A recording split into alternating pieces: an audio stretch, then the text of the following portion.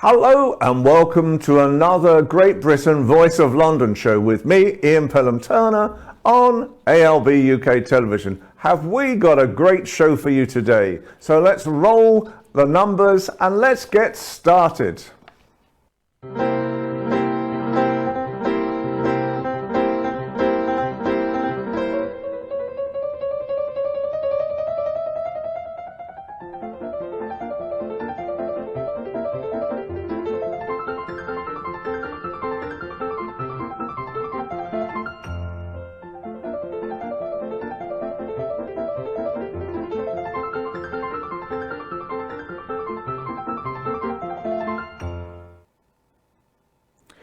Well, believe me, today is a very hot, sunny day, not only in London, but right across Britain as well. In fact, we are now seeing the hottest day of the year so far. With temperatures rising right across Britain, beaches are starting to really see crowds coming into them again. And my goodness me, what the heat is happening right now, especially in a studio like this, is just incredible. And so when people start seeing the sunshine again, it's like mad dogs and Englishmen go out in the midday sun. Very true, because people now are being seen to rush to the parks today. They're in their swimsuits on beaches again today. And the heat is becoming really, really inclusive. So what is going to be happening? Well, it is expected that Britain is going to have another major heat wave this summer. So it's all very good for inbound tourists who we want to see again coming into London and coming into Britain itself, because you will get a very warm reception. Obviously, very shortly, the Queen will have her celebrations from the 1st to the 4th of June. That's going to be happening anyway. And I'm going to be talking about the Queen again in a moment. She's out and about because the sun is shining, obviously, as well. But at the moment, we're also hoping to see a lot more tourists coming to Britain, because you will get a super tan this summer, whether you're visiting our heritage and culture cities, whether you're visiting our beaches, but above all, you will be made most welcome at the same time for coming over and experiencing Great Britain again in all its areas of wonderful enjoyment places to actually see.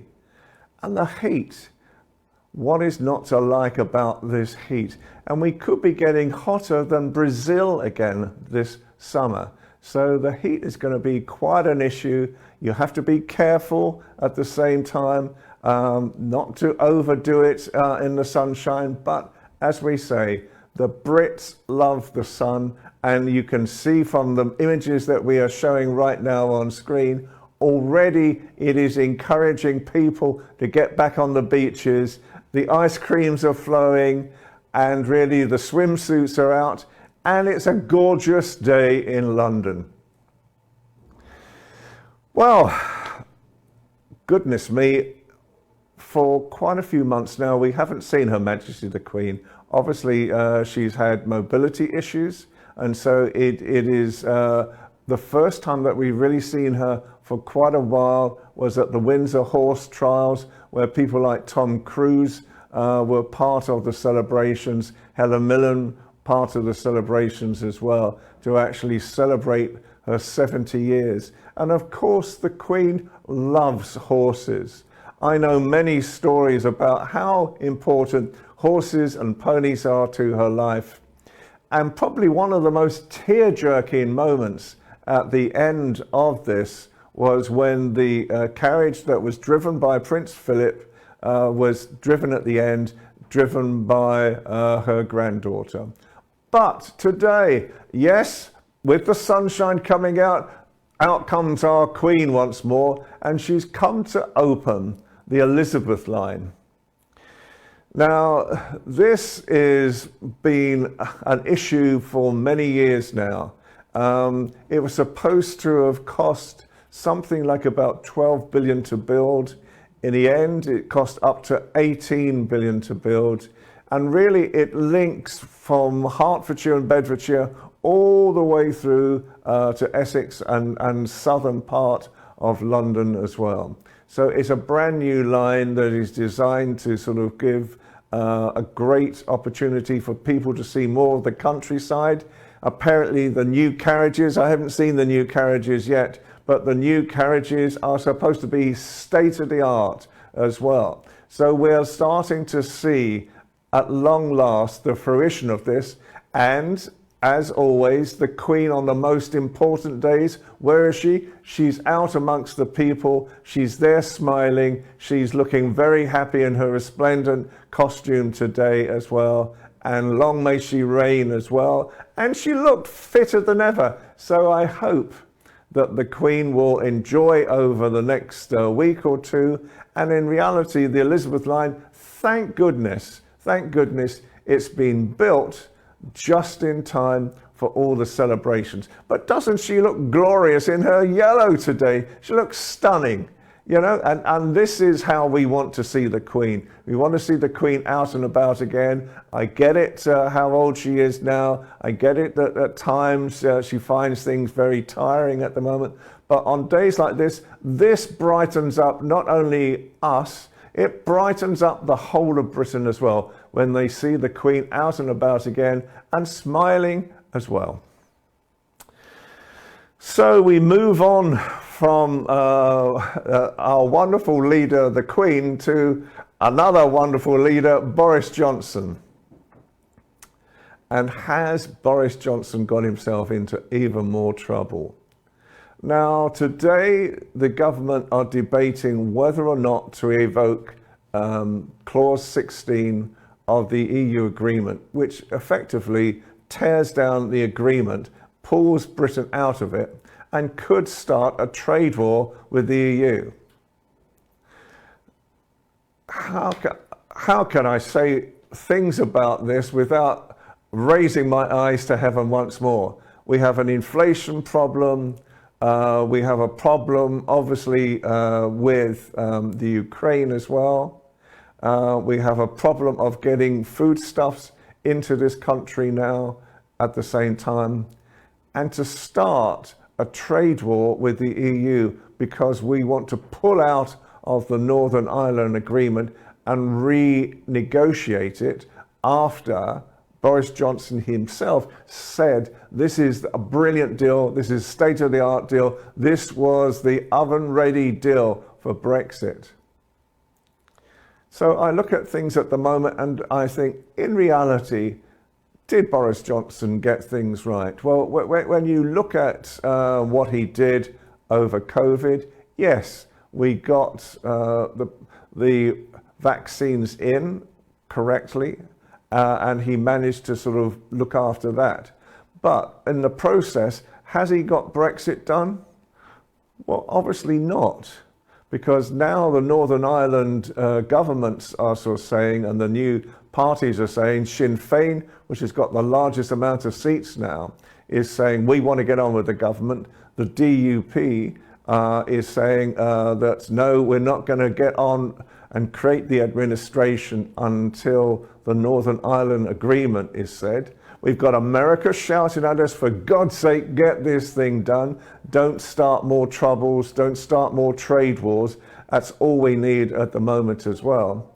And there is Boris Johnson apparently sort of saying, well, you know, this wasn't quite how we envisaged it, and perhaps, you know, when we thought about things, this was going to happen and that was going to happen. Where in reality, right now, what is happening is chaos is happening once again. Is this the most chaotic government I've ever seen? Words fail me, but rather than bringing the volume of this show down, let's move on, because I think in reality, right now, there's more important issues to talk about in Britain.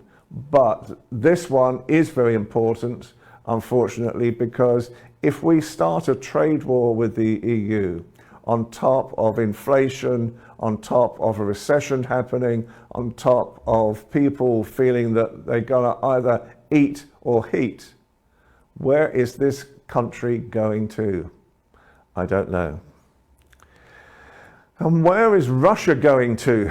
at the same time now, because at the moment more and more companies are pulling out of Russia purely because of what they have done to Ukraine itself, and they don't want to be seen as part of stabilizing or sustaining Russians in any way. And the latest one to come through is McDonald's. Now, I remember I was in Moscow when McDonald's first started having one of their stores open in Moscow itself. And the queues, and Russians were queuing for hours for McDonald's hamburger. And they were queuing round the block. It was an incredible sight to see because they were all so excited about McDonald's. Now McDonald's have decided to pull out of Russia itself in total, and they're hoping that some Russian company will take over the consortium because they don't want to see their workers thrown out of work. But they are trying to make a statement, as long as many other companies have right now, that what you are doing in Ukraine, Mr. Putin, is not something that we are going to support in any way at all. So we look to see what might be happening next. And apparently in Manitou today, that the reality is that some of the people, some of the soldiers who have been hidden away in the factory site for a long time now, are now being allowed out, and there may be a hostage soldier exchange between Ukrainians and Russians at the same time. So we will wait to see what is actually happening there. But good on McDonald's for actually doing something like this that will in reality again put the message home to the average Muscovite and Russians that we do not support this cause at all. So we move on from there and we talk about sort of something that's really spectacular, because there was an eclipse, a lunar eclipse, that created an extremely rare super blood moon. And we've been watching this in Britain overnight and for the past couple of nights. And this is the most incredible image that you can see at the moment of how this is actually created as well. And it does look blood red. It looks like an orange or something. And so it is really reflections coming off different planets, especially the sun. And it's the most incredible sort of thing to look at. But isn't nature and isn't this world incredible? Because you never really know what you're going to see next in this world. And this blood red moon was just a very simple example, but perhaps it was one even to sort of remind us of what's happening in Ukraine at the same time right now. So we move on from that and we move to North Korea. North Korea now and Kim Jong-un are in all sorts of trouble. Apparently COVID has hit them once more. The Omicron version of it is really spreading through millions of people. There is a total lockdown apparently at the moment, but we don't know totally because it is such a secretive country. And there have been images of Kim Jong-un visiting pharmacies to actually see whether or not he can actually get more pharmacists to get the vaccines. Now, from what we understand, both South Korea and other organizations have been offering vaccines to actually try and help him. But so far, he has not allowed people in. And one of the big fears that we are being told about Kim Jong-un is that if people are allowed to come in the country from outside North Korea, they could actually really report about what is going on in that country, and is it a powerful country or is it a very weak country still? And so at the moment, as we understand it, then a total lockdown has now been invoked by Kim Jong-un, and it'll be very interesting to see how he deals with a situation like this close and further on. because at the moment, the types of remedies that North Korean doctors are saying is just take a lot of water and rest as much as you possibly can.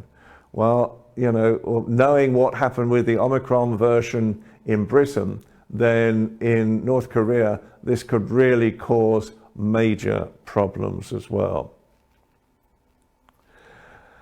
And then we move on to this most incredible story back in Britain with a young lady called Melanie Barrett, who has eyesight problems. And she has been a Paralympic swimmer for several of the Paralympic Games. And now she's decided to swim across the English Channel, really to prove that even people with eyesight disabilities can overcome challenges as well. Now, I was talking to a colleague of mine who has been blind for 30 years, and he's overcome challenges himself to become one of the top entrepreneurs in Britain today. So it just goes to show that any type of really disability can actually be overcome. It just needs the willpower and the resolve to be able to do this. So it's incredible to actually watch what's going on with people like Melanie as well. And we wish her all the best from this program and from ALB UK Television. ALB UK Television really does want to support people and their causes, charities, and good opportunities for people as well. So this is really what this show is all about, is to highlight the values of charities and good causes at the same time. And on the second part of the show, we will be talking about this week's charity and this week's charity cause that we want to support. But finally, two former England football colleagues faced each other in the courts today, Jamie Vardy and Wayne Rooney, who are both supporting their wives over this wag affair, whatever you would call it, because both of their wives were in court really trying to sort of convince courts that they are right about a certain subject that we won't go on to because of legal difficulties that this could face. But it must be very strange for these two because they were England teammates and very, very close as well. And allegedly, Wayne Rooney was saying this morning, he was asked by the England manager at the time to talk to Jamie Vardy and to ask Jamie Vardy to talk to his wife to tone down rhetoric that was coming out on social media. Who is to believe? I've no idea. This has caught people's attention for days. Allegedly, it's going to cost each couple £1 million each, whatever happens. What on earth is social media all about these days? And it's really caused such a sensation that it's starting to appear right across the world at the same time. So it'll be very interesting to see whether behind the scenes, whether Wayne Rooney and Jamie Vardy can shake hands, can talk without upsetting either of their wives at the same time. So that is the news for today. And then we're going to take a short break now. And then we're going to talk about pancreatic cancer. Stay tuned.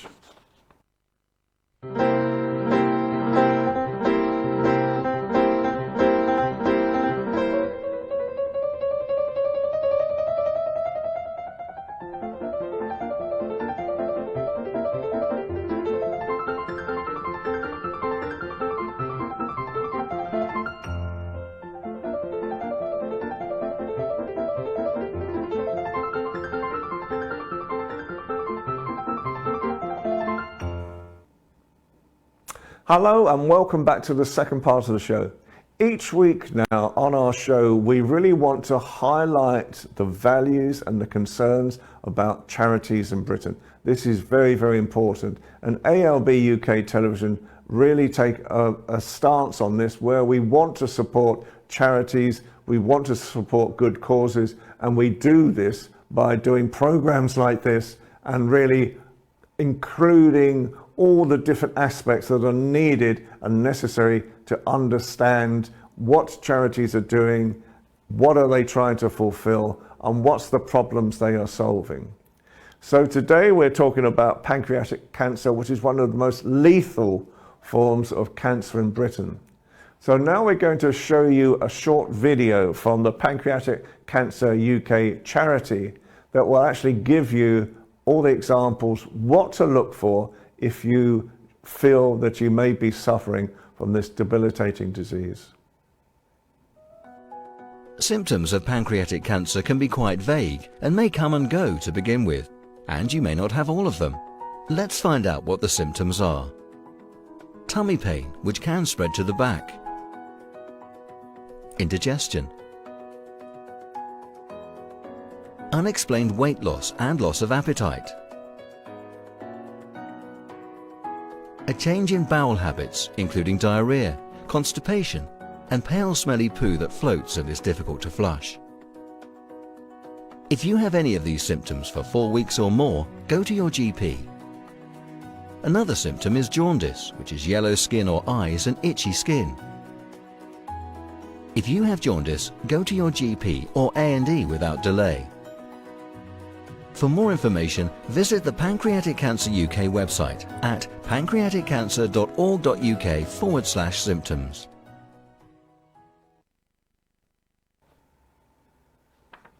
So this is really one of the most debilitating diseases that you can ever possibly catch. As you can see, there are different symptoms on this that people should be very aware of.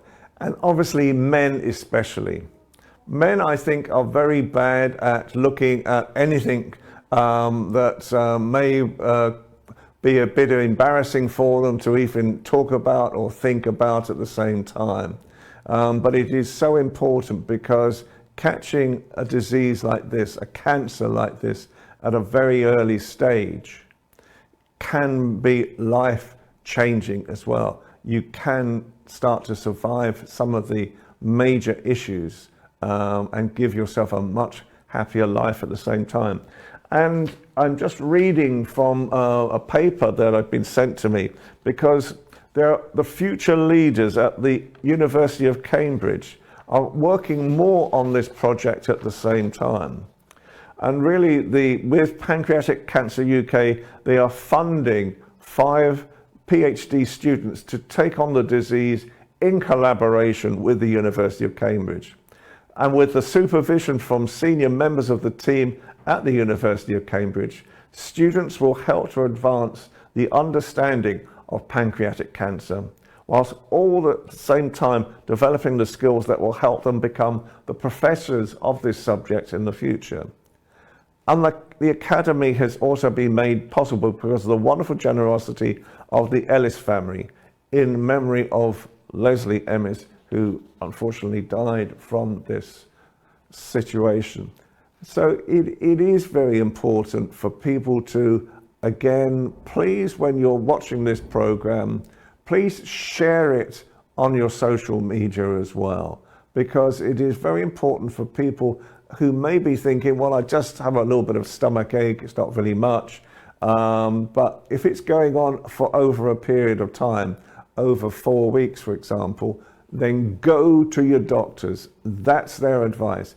Go to the doctors, get yourself checked out. Don't feel embarrassed about anything, because in reality, we want Britain to be the most healthiest country in the world. So that's really the show for today. Unfortunately, Helena, my co-presenter, couldn't be here today, Helena Shard. She's had to look after one of her friends today, and so I'm doing this by myself, but I hope you've enjoyed the show. Please follow ALB UK Television as well. We are here to help people. We are here to help charities. We are here to help good causes on programs like this. So for me, Ian Pelham-Turner on ALB UK Television, the Great Britain Voice of London show, I'm saying have another great week. Enjoy the sunshine and watch the shows coming up. And we will see you again next week. Take care.